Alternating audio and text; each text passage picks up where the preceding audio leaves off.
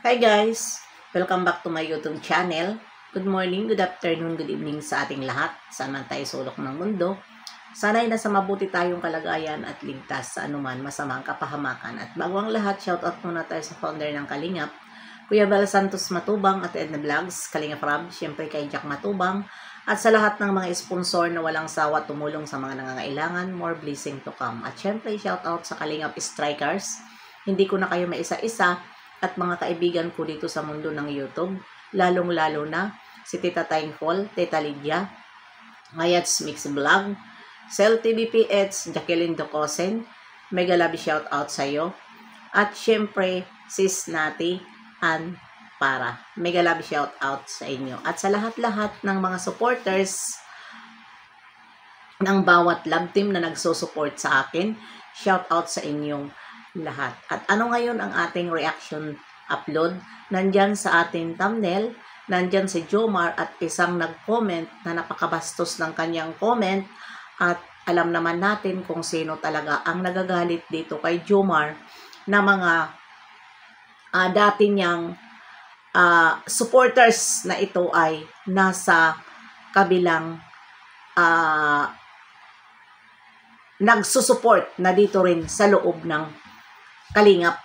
Yan po ang mga galit kay Jomar. Sila rin na nag-support noon at sila rin ngayon ang gusto magpabagsak dahil nga sa sobrang inggit at galit dahil sa isang bagay lang na hindi nasusunod dahil ang gusto nila na sila ang masunod. At babasahin ko lang ito na comment na hindi ko nagustuhan dahil super bastos at pinagpupumilit nila itong 29 sa kay Jomar at may nasabi pa sila hindi maganda. Pero kung magsalita sila, wagas na sila ang magdidimanda, na sila naman itong halatado na sila ang may galit kay 29.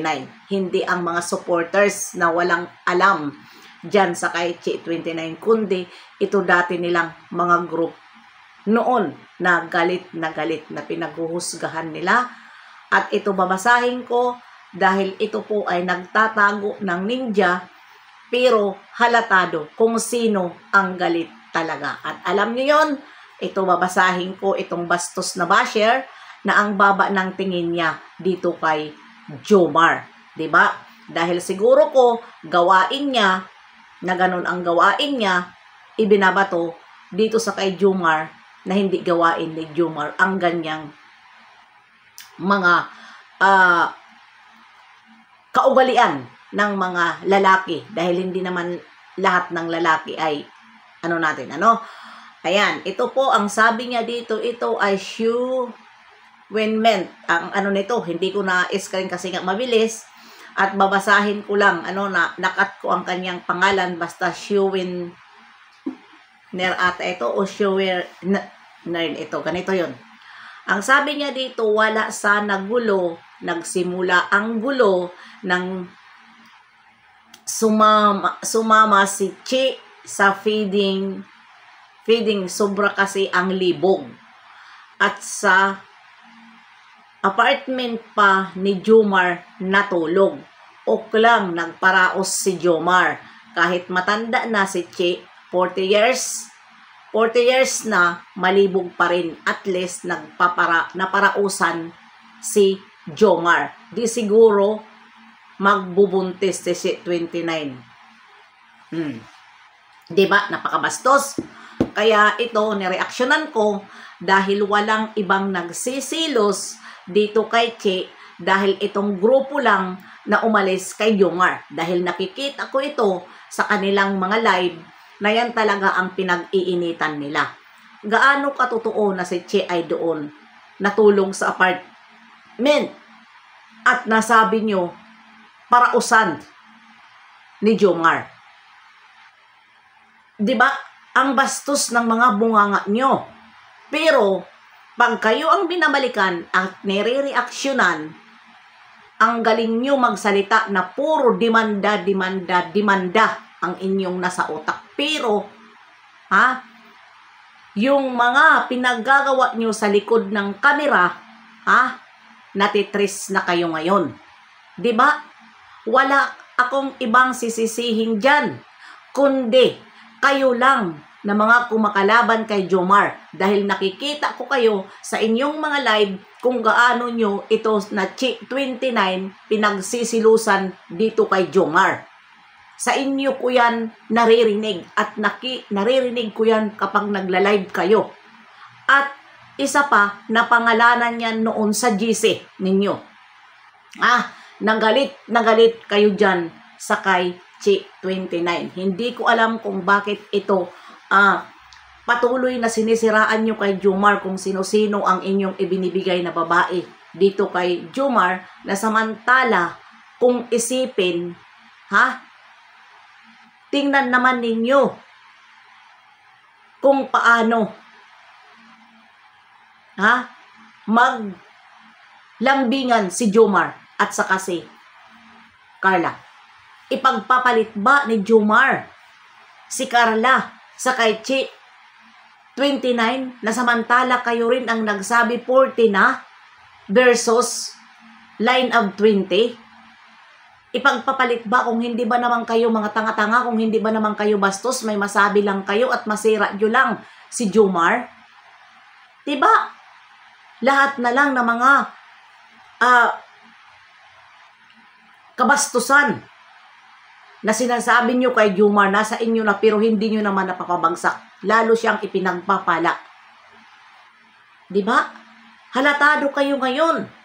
Dahil ang akala nyo, masaya na kayo ngayon dahil nagbitiw na si Kalingap Rab. Na maglalaylo ang Jomar. Dahil nandyan kayo na hindi ko alam bakit kayo galit na wala naman ang isang tao ginawa sa inyo. Kundi, hindi lang kayo ma-shout out, hindi lang kayo mapangalanan agad doon sa live niya. Yan ang umpisa Yung hindi kayo nasa shout out, hindi kayo kapag hindi binabasa, nilalaktawan ang inyong mga comment, tinatawag nyo agad, mataas na ang noo ni Jomar. Dahil malaki na may mga sponsor na hindi ng sponsor kung hindi galing sa inyo.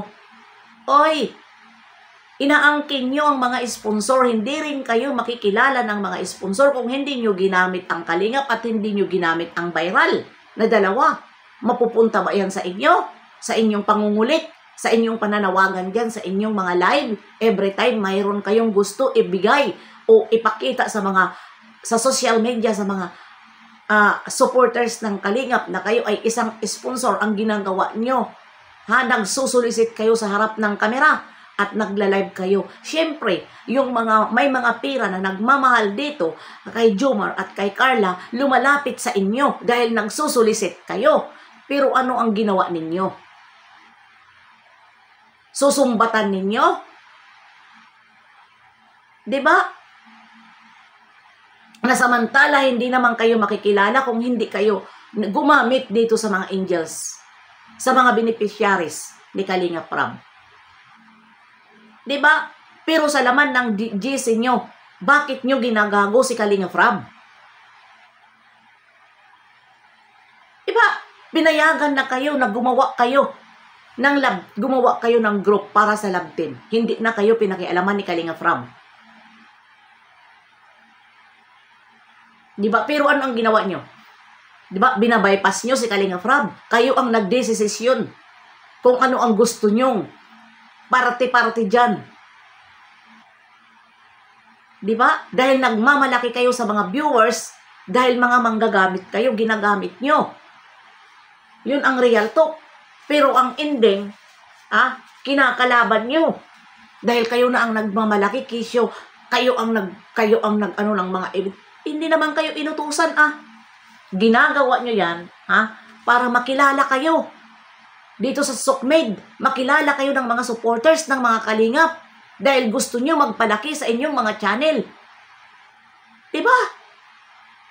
Kaya ginagawa nyo yung ganyan. Pero ang ending, ano ang ginagawa ninyo? Isinusumbat nyo na hindi naman yung sariling pera, kundi galing sa koleksyon. 'Di ba? Kung ano-ano pa ang inyo sasabihin pa, mabubuntis. Anak kayo ng tipaklong naman, oo. Mabubuntis 4 years, 40 years old na pala itong chi na pinag-iinitan ninyo. Nasaan ang inyong mga libog? Baka kayo ang mga malilibog, hindi si Jomar, hindi si Chi 26. Sorry, 29. Dahil alam nyo, ang mga libog-libog, baka kayo ang malibog. Ibinabato nyo sa iba. At kayo ang may gusto kay Jomar, baka kayo ang nalilibugan kay Jomar. Naiinggit kayo dahil nagpupunta doon si Chi 29 kay Jomar. Diba? Grabe kayo manghusga. Huwag kayong ganyan. Mag-comment kayo ng maayos pero huwag yung tarantaduhin, huwag yung bastusin. Huwag kayo bastos. Ayan mga kalingap, dahil ito ay upload lang, mamaya abangan nyo ang aking live at doon tayo gumawa ng mga resback sa kanila. Kaya bye-bye, see you next live and upload. God bless sa ating lahat. Mabuhay ang kalingap.